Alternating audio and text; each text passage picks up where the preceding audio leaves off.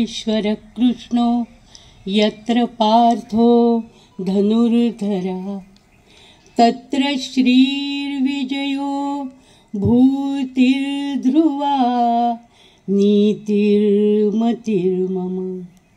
नमितो योगी थोर विरागी तत्वज्ञानी संत तो सत्कविवर परात् परगुरु ज्ञानदेव भगवंत.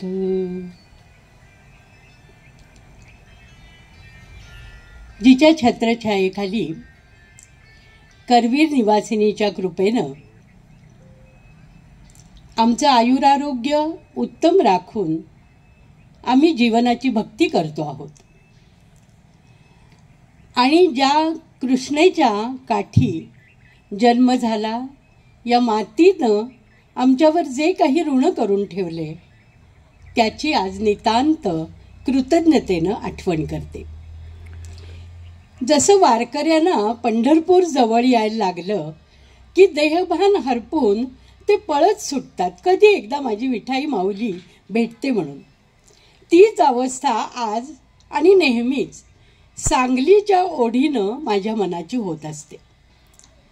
इथं लहानाची मोठी झाले, इथं शिक्षणाचे धडे गिरवले, इथं अनेक कलांवरती निस्सीम प्रेम केलं. कलेमधली गौरी शंकर म्हणून ज्यांना वंदन करावं अशा प्रकारचे कलाकार जिथं अनुभवले, आस्वादले आणि ज्यांचे संस्कार घेऊन जीवन हे अतिशय मनापासून प्रेम करण्याचं असं एक क्षेत्र आहे, हा संस्कार झाला. आणि ज्यांच्या शिकवणुकीमुळं आजही जीवनाच्या मातीमध्ये घट्ट पाय रोवून उभे आहोत, त्या माझ्या परमपूज्य आईवडिलांचं स्मरण करते, सद्गुरूंचं स्मरण करते. कारण ज्यांनी मला अज्ञानाचा अंधार दूर कसा करायचा आणि जीवन समजून घेण्याची अंतर्दृष्टी कशी मिळवायची, राखायची आणि जोपासायची हे शिकवलं, ते माझे सद्गुरू.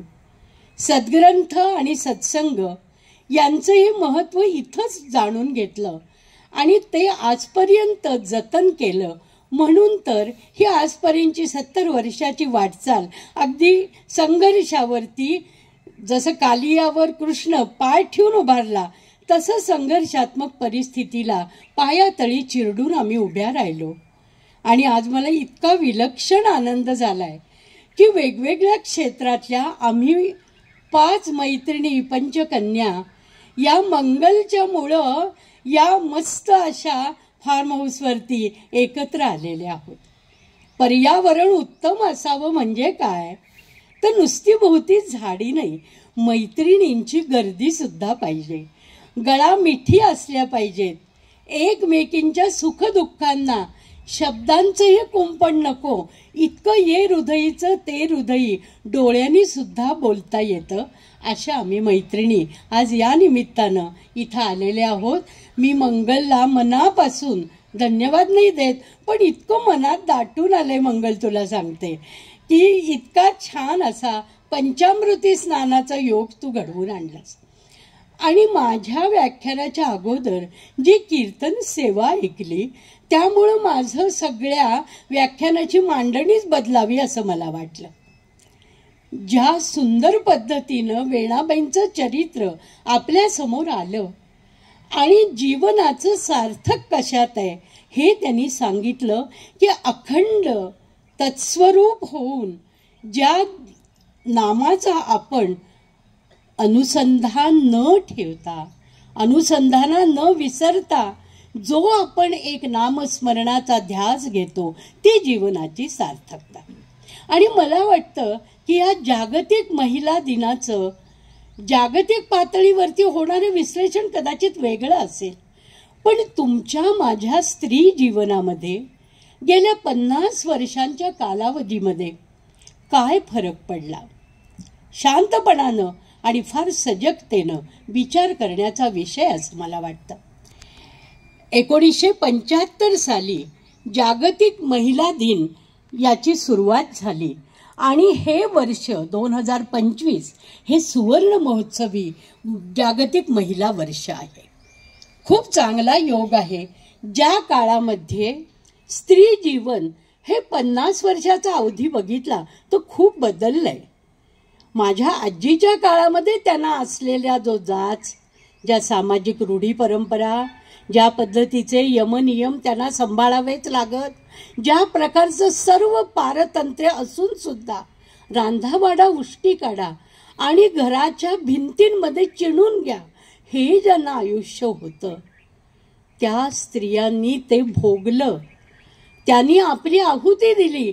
म्हणूनच तुम्ही आणि मी इतक्या पद्धतीनं भरारी घेऊ शकलो, विकसित झालो आणि आज तुमच्या समोर इतक्या निर्भीडपणे, निश्चिंतपणे आणि आत्मविश्वासानं चिंतन मांडायसाठी मी उभी राहू शकले. ही भूमी या सगळ्या समाजधुरीणांनी नांगरून काढली, तण काढून टाकलं, उत्तम विचारांचं, सत्कृतींचं बी बियाणं यामध्ये रुजवलं, त्याची निगराणी केली, त्याला प्रेमाचं, शिक्षणाचं जलचिंपन केलं आणि म्हणून हा वेलू आज गगनावेरी गेलेला आहे. फार फार मला कृतज्ञता वाटते की खरोखरच 400 वर्षाच्या कालावधीमध्ये म्हणजे 13व्या शतकापासून 17व्या शतकापर्यंत कितीतरी स्त्री महिला संत यांनी त्या संपूर्ण काळाला आपल्या सत्वशील जीवनामुळं एक वेगळं परिमाण आणि एक वेगळी उंची दिली. बघा ना, जीवनमुक्त असणाऱ्या मुक्ताबाईंनी कूट असे अभंग लिहून मुंगी उडाली आकाशी गिळले सूर्याचे असं सांगितलं आणि थोर नवलाओ झाला म्हणून समाजाला चांगलं जटा धरून हलवून काढलं. महदंबा ही जी चक्रधर स्वामींची शिष्या, त्या महदंबेनी सुद्धा म्हातारी चर्चक, म्हातारी पूषक, म्हातारी येत सतत काही त्याची पुसतचे असे असं सांगून जिज्ञासा, प्रश्नोत्तर पद्धती आणि प्रश्नाच्या मुळाशी जाण्याची वृत्ती हे समाजापुढं स्वतःच्या आचरणानं सिद्ध करून दाखवलं. तीच गोष्ट आमच्या संत जनाबाईची. भरल्या बाजारी जाऊ कशी असं म्हणणारी ही संत जनाबाई, दळिता कांडिता तुझं गाईन अनंता असं म्हणत म्हणत या भगवंताला ती असं म्हणते की ज्या गौरीमध्ये माझं विठ्ठलाचं नामस्मरण येते त्या गौऱ्या मी थापल्या आहेत आणि म्हणून भांडणारे शेजारीण कबूल करते की अगं बाई 5च गौऱ्या माझ्या होत्या, मी उगतच तुझ्याशी भांडण काढलं. काय जमाना होता बघा. आणि आता तर वेणाबाईंचं आपण चरित्रच ऐकलं की ज्यांच्या नामस्मरणामागे असणारा निधिध्यास, आत्मचिंतन आणि आत्मविश्वास आणि तरीही काळानं घातलेली बंधनं झुगारून देताना संघर्षाच्या थंडीला त्यांनी स्वतःला असं होरपळून घेतलं पण ध्यास सोडला नाही. त्या वेणाबाई या सगळ्या संत स्त्रियांनी त्या काळात तशा पद्धतीनं कुंपण ओलांडून टाकलं नसतं तर तुमच्या माझ्या मळ्याला आजही बंधनांचं आणि रूढी परंपरांचं, अंधश्रद्धांचं कुंपण राहिलं असतं.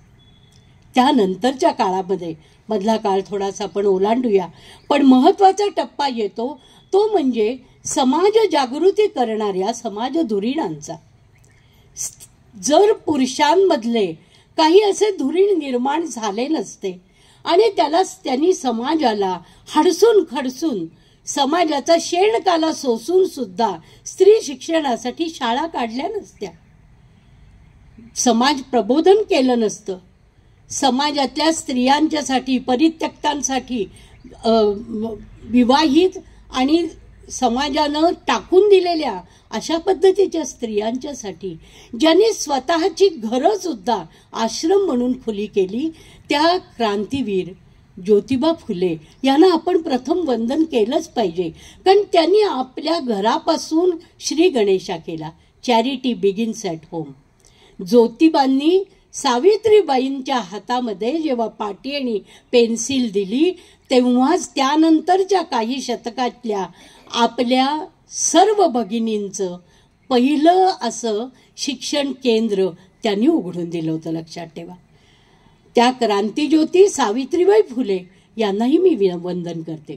सुधारक सारखं वृत्तपत्र काढून गोपाळकृष्ण आगरकर यांनी ज्या वेळेला स्त्री शिक्षणासाठी अत्यंत समाजविरोध पत्करून सुद्धा समाजाला या पद्धतीच्या वळणावर आता तुम्ही गेलं पाहिजे, कारण सावध ऐका काळाच्या हाका असं म्हणून त्यांनी जागृत केलं.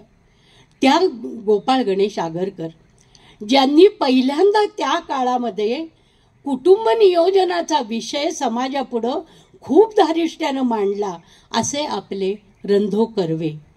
किती जणांची नावं घ्यावी. या सर्व ज्ञात अज्ञात असलेल्या पुरुषांनी स्त्री शिक्षणासाठी का बरं पुढाकार घेतला? स्त्री शिकली पाहिजे, सुधारली पाहिजे, समाज सुधारायचा, तर कुटुंब व्यवस्था ही भक्कम, निकोप आणि अर्थपूर्णच बनली पाहिजे, हा त्यांनी एक समाजाला संदेश दिला.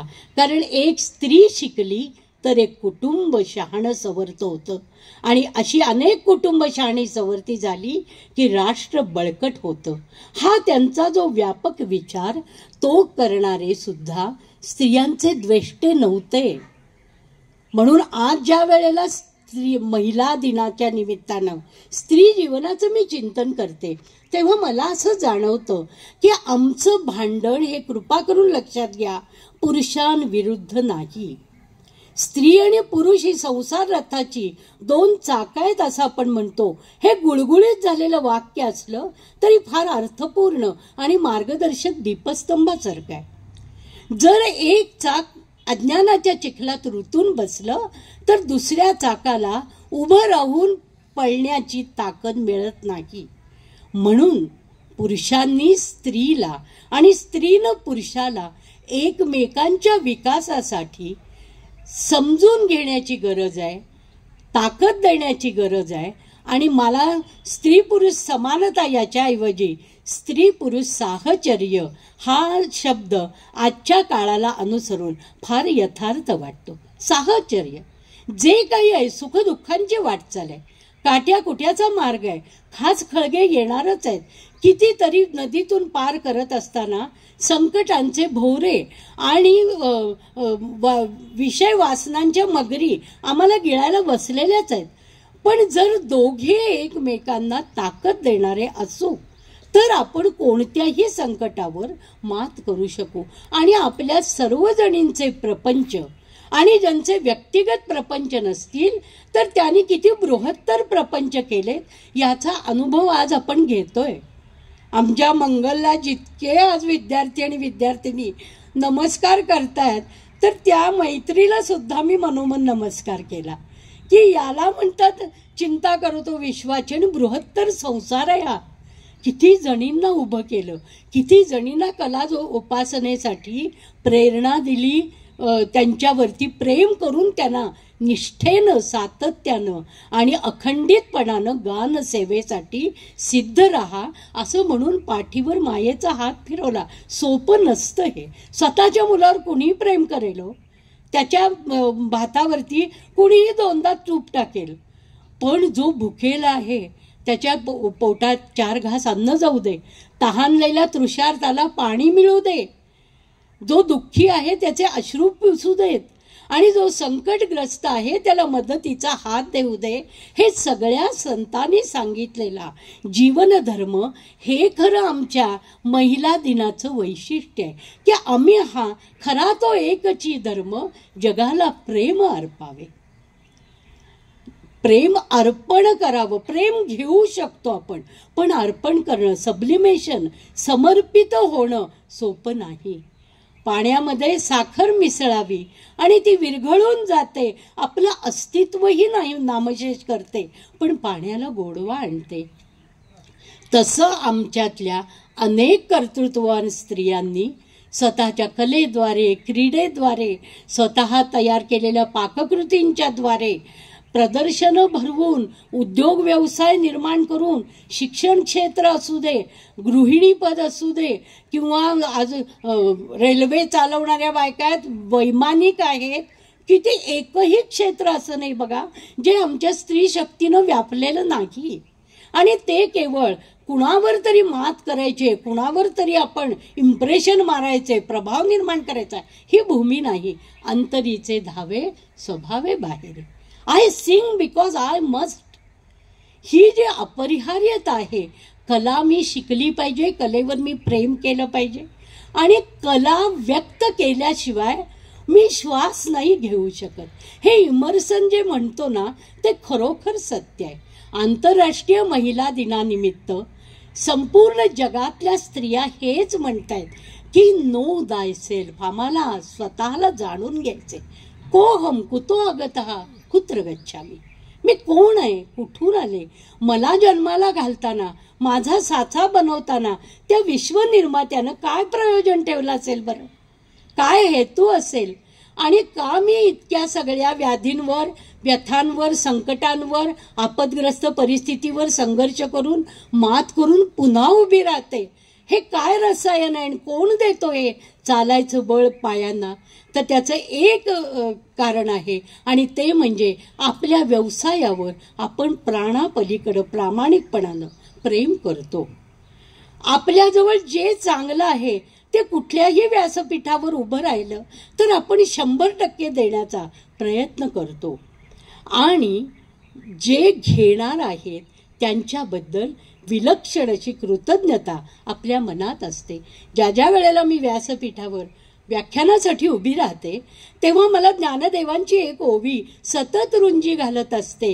बालक बापाचे ताटी रिगे, बापा तेही जेववो लागे, तो हे संतोष निवेगे मुखची ओढवी. लहान मूल बापाच्या ताटात जेवायला बसतं, एक घास खाऊचा एक घास चिवचा करून बाप त्याला भरवत असतो. पण एक वात्सल्याचा क्षण असा येतो की बरबटलेल्या खरकट्या हाताने ते लहान मूल बापाच्याच ओठामध्ये घास भरवू लागतो, आणि तो डॉक्टर असला तरी आरोग्याचा कुठलाही नियम तिथं न लावता मुखची ओढवी. कारण तो पंचामृताचा घास हे त्याच्या संसारातल्या इति कर्तव्यतेचं एक फलित असतं. आज आम्हाला इतक्या सुंदर पर्यावरणामध्ये जागतिक महिलांच्या जीवनाविषयीचं चिंतन मांडताना मला सगळी प्रेरणा या निसर्गातूनच मिळते असं मला वाटतं. स्त्रीला आज काय हवंय? स्त्रीला मोकळा श्वास हवाय. पर्यावरणाचा ऱ्हास होत चालल्यामुळं होणारी जी घुसमट आहे ना ती तिला कुठंतरी दूर सारायची आहे. कुटुंब व्यवस्थेवरती आलेलं जे विभक्ततेचं मळब आहे किंवा निरनिराळ्या डिव्हायसेसमुळं प्रसार प्रचार माध्यमांचा झालेला अतिरेक, विज्ञानाचा आमच्यावर झालेलं अतिक्रमण, याच्यामुळं नातेसंबंधांमधला जो ओलावा, जी आत्मीयता, जे प्रेम दूर जाते. आम्ही ग्लोबल जगात जगायला लागलोय आणि घरात ते माणसं दूर तुटून जायला लागली. केवळ भौगोलिक अंतर नाही आहे. अमेरिकेत आणि परदेशात जाऊन संसार थाटणारी मुलं आईबापांना असं म्हणतात, हां किती पैसे पाठवू सांग, पण पुढं बोलायला त्यांच्याजवळ 2 मिनिट वेळ नाही. ही आजच्या महिलांची असलेली खरी दुःखाची बाब आहे. स्क्रीनवर ते रोज तुम्हाला व्हिडिओ कॉल करतील, पण स्क्रीनला हात लावल्यानंतर नातवंडाच्या जिवंत शरीरावर प्रेम केल्यानंतर येणारे रोमांच कसे बरं येतील? हा विचार सगळ्या पिढ्यांनी एकत्र बसून करायला पाहिजे. मी तरुण पिढीला किंवा पुढच्या नव्या पिढीला सतत दोष देते असं नाही. सगळ्या बाजूनी आज कुणाच्या तरी जीवनशैलीमध्ये बदल होण्याची गरज आहे. थोडं तुम्ही विचार करा, थोडं आम्ही विचार करतो, थोडं छोट्या मुलांनाही काहीतरी म्हणायचंय, आणि हा सगळ्यांचा जो संवाद आहे तो खरा गोपाळकाला गोड झाला असं असेल. आज जागतिक महिला दिनाच्या निमित्तानं मी असं सांगू इच्छिते की खरं सांगायचं तर आज समाजाचं चित्र जितकं एका परीनं एका टोकावरती पूर्ण विकसित आहे, महिलांना क्षेत्रामधला विकास, संधी, त्यांच्या कर्तृत्वाला क्षमतांना मिळणारी व्यासपीठं किंवा एक्सपोजर त्यांना तेवढं तरी आहे. जे करिअरचं क्षेत्र निवडतील ते निवडीचं त्यांना स्वातंत्र्य मिळालेलं आहे, आणि म्हणून एकही असं क्षेत्र नाही जे महिलांच्या जीवनाची कवाडं झाकून घेते. पण तरी सुद्धा स्त्रियांवर होणारे बलात्कार, एसटी मध्ये घडणारे त्यांचे धिंडवडे, त्यांची केली जाणारी अवहेलना, स्त्री जन्माला येते तर भ्रूण हत्या केली जाते. जन्माला येण्यापूर्वी स्त्री अंकुर हा आईच्या पोटातच मारला जातो. अजूनही खेडेगावात नव्हे शहरांमध्ये सत्ता, मत्ता आणि पद यांच्या मदोन्मत्त अवस्थेत असलेली पुरुषी व्यवस्था स्त्रीला खरोखर जनावरापेक्षाही वाईट पद्धतीनं जगवते आहे, वागवते आहे आणि तिची विटंबना करते आहे. हे खरं म्हटलं तर इतक्या पवित्र रम्य स्थळी सांगावं का नाही, पण सांगितलं पाहिजे. लक्षात ठेवा, हे सगळं चित्र का बदलत गेलंय याचं कारण असं की आज आमच्या जीवनाचा जो कणा आहे की नाही तोच कुठंतरी असा हल्लाय. फोकस म्हणतो आपण, जीवनात जे केंद्रित व्हायला पाहिजे तो बिंदूच कुठंतरी हरवून चाललाय. का धावतोय आम्ही, कशासाठी धावतोय, कशा मागे धावतोय, कुणावर आम्हाला काय मिळवायचंय, कशाचाही आमच्या मनामध्ये काय म्हणू संवाद नाही आहे. आत्मसंवादच जिथं तुटलाय तिथं जीवनाची नौका भेलकांणारच ना. सुकाणूच हालतंय तर मग दिशा सुद्धा भरकटली जाणार आहे. हे घडायचं नसेल तर जीवनातल्या सर्व नात्यांमधल्या स्त्रियांमध्ये आधी परस्पर संवाद आणि आत्मीयतापूर्ण नाती ही पुन्हा एकदा निर्माण व्हायला पाहिजे. काय सिरियल्स आम्ही आज टीव्हीमध्ये बघतो, मला नाही असं वाटतो खरंच की कुठली तरी एखादी सिरियल मधली सून ज्या एका उघड्या वागड्या पद्धतीनं घरभर वावरत असते, जी भाषा वागत असते, ज्या पद्धतीनं समाजात आपल्या नातेवाईकांना वागवत असते, इतक्या क्रूर थट्टा करणाऱ्या सुना खरंच असतील का हो? या काल्पनिक आहेत असं वाटतं, पण कुठंतरी तशा असतील म्हणूनच समाजाचं चित्र त्या सिरियलमध्ये पडतंय. का आम्ही ते बघण्यामध्ये एवढा वेळ घालवतो? त्याच्यापेक्षा वेणाबाईंनी सांगितलंय तसं त्या परमेश्वराच्या नामचिंतनामध्ये आयुष्य वेळेचा खूप कल्याण होईल. आता हे तरी काय येतं तर TRP, प्रसिद्धी, चॅनलचं असलेलं लोकांच्या मनामध्ये वेड, इतक्या भयानक जादूच्या एका जादूटोण्यामध्ये आमची शुद्ध बुद्धच हरवली आहे. आणि त्यामुळे आम्हाला, मी कित्येक घरांमध्ये असं बघितलंय, नातवाला आजी काऊचिवचा घास म्हणून नाही भरत, चिंतामणी, पम्मी, शकूचं काय झालं, अहो भात लिंपत असते ते. कसं त्या बाळाचं जीवन हे पोषक रसानं पिंड पोषण होईल सांगा? कारण तिचं चित्त असतं त्या सिरियलमधल्या कुटुंबात, आपल्या कुटुंबात काय चाललंय माहीत नाही. आणि हे चित्र जर आहे तर मी आपल्या सगळ्यांना असं सांगेन, आपापले संसार आपण जर सावरले तर हा देश, हा जगामधला जो जगद्गुरू होणार आहे पुढच्या 50 वर्षानंतर, ते सुद्धा आम्हाला आज शक्य आहे. आणि जसा पैलवान एका दिवसात कुस्ती करायला तयार होत नाही, तसं 2000 आपल्याला 50 वर्षानंतरच्या काळामधलं स्त्री जीवन हे जर तणावमुक्त असेल, प्रेमळ असेल, नातेसंबंधामध्ये तृप्त असेल, गरजांवर नियंत्रण ठेवून असेल आणि सगळ्यात महत्त्वाचं म्हणजे आयुर आरोग्य उत्तम असणारं असं एक निरामय जीवन जगायचं असेल तर आपल्याला आपल्या कुटुंबापासून सुरुवात करून जगापर्यंत सर्व पर्यावरण आणि आपली जीवनशैली ही नक्की बदलावी लागेल.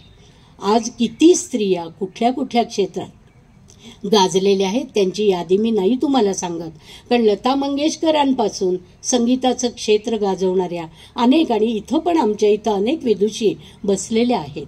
जीवनामध्ये संगीत, शिल्प, चित्र, साहित्य, नृत्य या सर्व कला ज्यांना आस्वादता येत नाहीत ना, त्यांचं जीवन हे जरी पैशानं समृद्ध असलं, पदानं आणि अधिकारानं श्रीमंत असलं तरी अखेरच्या क्षणी त्यांना असं लक्षात येतं, अरे एवढा दुर्मिळ 84 लक्ष योनी फिरून मला मिळालेला जो मनुष्य जन्म तो मी कसा केला, काही हाताशी लागलं नाही.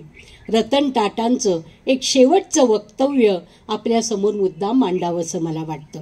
रतन टाटा म्हणाले की तुम्ही मात्र आयुष्यभर हा विचार करा मी किती पैसा मिळवला, किती बँक बॅलन्स ठेवला, किती प्रकारचे उद्योग व्यवसाय निर्माण केले, याच्यापेक्षा मी किती कलांवर प्रेम करू शकलो, मी किती जणांना माझं केलं, माझ्या भोवती आत्मीय नात्यांचा किती गराडा पडलेला आहे, मी किती निरामयतेनं रात्री झोपू शकलो, माझं आयुष्य किती निश्चिंत आणि परमेश्वरावर श्रद्धा ठेवून गेलं, हे महत्वाचं आहे. आणि लता मंगेशकरांनी सुद्धा आपल्या मृत्यूपूर्वी एक व्हिडिओ केलेला आहे. त्यात त्या म्हणतात, मला सगळं जग हे स्वरसम्राज्ञी म्हणतं, स्वरलता म्हणतं, जगत विख्यात गायिका म्हणून मला बसतं. पण आज मला असं वाटतं, जगातले सर्वात श्रीमंत कपडे मी वापरत आले, पण आज मात्र हॉस्पिटलचा एक गाऊन मला पुरेसा आहे. विविध प्रकारच्या गाड्यांमधून मी हिंडले आणि अनेक वाहनांची माझी मालकी, याचा कुठंतरी मला एक अभिमान होता. पण आज मला लक्षात येते, एक व्हीलचेअर हे माझं अखेरचं वाहन आहे. किती प्रकारच्या हॉटेल्समध्ये किती उंची दर्जाची अशा स्वरूपाची जेवणं मी घेतली, पण आज मला श्वास जगवणाऱ्या गोळ्या हेच माझं औषधी जेवण झालेलं आहे. आणि किती प्रकाराने मी विश्व संचार केला, पण आज डॉक्टर आणि नर्स आणि केअरटेकर यांच्या डोळ्यांच्या तालावर एका पॅसेजमध्ये काही पावलं फिरणं, हीच एवढी माझी क्षमता आहे. आयुष्य काय आहे ते ICU मध्ये जेव्हा तुम्ही ॲडमिट होता तेव्हा तुम्हाला कळतं. खरंच आहे की नाही सांगा? ICU मध्ये गेल्यानंतर ना, हे आंतरराष्ट्रीय महिलांनी लक्षात ठेवलं पाहिजे की ICU सारखं चिंतनाची जागा नाही असं मला वाटतं. म्हणजे सगळ्यांनी तिथे ॲडमिट व्हायलाच पाहिजे. आणि माझ्या मिस्टरांच्या व्यवसायाचं मी इथं प्रमोशन करते असं बिलकुल मानू नका. परंतु जेव्हा आपद्धर्म म्हणून आपण ICUत ॲडमिट होतो ना, तिथं रोगी आणि मानवी शरीर याखेरीज कोणताही अंश आपल्या अवतीभोवती सुद्धा नसतो. तुमचे कपडे कसे आहेत, तुमचं पद काय, तुम्ही श्रीमंत आहात का, शिकलेले आहात का, तुमच्यावरती कुणाचं काही उपकार आहेत का, काही नाही. फक्त तुम्हाला माहिती असतं, परमेश्वरा एकच कर, एकच कर. हे जग बघण्यासाठी माझे डोळे पुन्हा एकदा उघड आणि माझा श्वास पुन्हा एकदा नैसर्गिकरित्या चालू होते. आता तुम्हाला कळेल, या बिन पैसे देणाऱ्या ऑक्सिजन पुढं आपण नतमस्तकच झालं पाहिजे. कारण तिथं ऑक्सिजन सिलेंडरला काय रोज मोजावे लागतात हे केअरटेकरना माहिती असतं. सांगायचं तात्पर्य हे, जीवनाच्या सर्व शैलींमध्ये आपल्याला आज नक्की बदल करावा लागेल. तंत्रज्ञान येणारच आहे, नवीन नवीन प्रकारच्या जीवनशैली आक्रमण करून येणारच. आपण पाण्यात राहून माशाची वैर करू शकत नाही. परंतु प्राधान्यक्रम कशाला द्यायचा? आपल्या आयुष्यात वयोपरत्वे आपल्या प्रायोरिटी लिस्टमध्ये वेळोवेळी आपण कसे बदल केले पाहिजेत आणि आपल्या वयोगटानुसार आपली आपली काही काही टप्प्यांमधला विराम घेऊन बकेट लिस्ट कशी तयार केली पाहिजे हे आम्हाला आज पाहायचे. त्यामुळं स्त्रीला जीवनामध्ये पुरुष कुठल्याही नात्यामध्ये येऊ दे, भाऊ असू दे, वडील असू दे, किंवा काका असू दे, मामा असू दे, मित्र असू दे, नवरा असू दे, दीर असू दे, सासरे असू दे, कितीतरी नात्यांनी स्त्री ही वेढून गेलेली आहे. आणि या वेढण्यामध्ये सुद्धा एक प्रकारचा अतीव आनंद आहे. तो आनंद तुम्हाला आणि मला खरंच मिळू दे असं गजानन चरणी आपण प्रार्थना करूया. आणि या आंतरराष्ट्रीय महिला दिनाच्या निमित्तानं मी इतकंच सांगेन की आमची पुरुषांकडे काही मागणी नाहीच आहे. तो चिडला, आपण गप्पा बसूया, आपण तोफ डागली, त्यानं मूग गिळून बसू दे. म्युच्युअल अंडरस्टँडिंग, एकमेकांनी एकमेकांना वेळ प्रसंग बघून आपण काय म्हणू, समजून घेऊया आणि आपल्या नात्यांमध्ये परिवर्तन करूया. परिवर्तन आणि वाहत राहणं हाच निसर्गामध्ये शुद्ध, सात्विक आणि नैसर्गिक रूपात जगण्याचा एकमेव मार्ग आहे. तो मार्ग तुम्हाला आणि आम्हाला मिळू दे. आणि त्यासाठी आजच्या या माझ्या व्याख्यानानंतर अवीट गोडीचा त्रिवेणी संगम आपण स्वर तीर्थामध्ये अनुभवणार आहोत. या ठिकाणी मला आपले विचार मांडायची संधी दिली. कुठलाही तांत्रिक किंवा आंतरराष्ट्रीय म्हटल्यावर चळवळी कशा आहेत, संघटना काय काम करतायत, कुठले कायदे पास झालेत, कुठल्या पद्धतीनं स्त्री केंद्रित वाद हा निर्माण झालाय, यात मी शिरले नाही. ते वाचून तुम्ही समजू शकाल. पण एकत्रितरित्या येण्यामध्ये करोनानं आम्हाला थप्पड मारून शिकवलं की सगळं असलं तरी स्वतःची पाठ स्वतःला थोपटता येत नाही. त्यासाठी दुसऱ्याचा हात असावा लागतो. आणि आपल्या अंतरंगात दाटून आलेले अश्रू ओघळायला लागले तर कुणाच्या तरी खांद्यावरती आपल्याला मस्तक विसावावं लागतं. आणि ते साहचर्य स्त्री पुरुषांमध्ये आणि समाजाच्या सर्व घटकांमध्ये जर आलं तर एका दिवसाचा 8 मार्चचा एक दिवसीय महिला दिन साजरा करण्याची गरज नाही. 365 दिवस आणि युगानुयुग महिला या स्वतंत्र, शक्तिशाली, सामर्थ्यशाली समाज घटक आहेतच. राष्ट्र उद्धार करणाऱ्या भारत मातेच्या आम्ही कन्या आहोत. हम भारत की नारी है, फूल नहीं चिनगारी है. ही चिनगारी ती मशाल झालेली आहे आणि ही मशाल अंधाराला उजाळून टाकणार आहे. फिटे अंधाराचे जाळे झाले मोकळे आकाश, दर्या खोऱ्यातून वाहे वेगळा प्रकाश, वेगळा प्रकाश. धन्यवाद.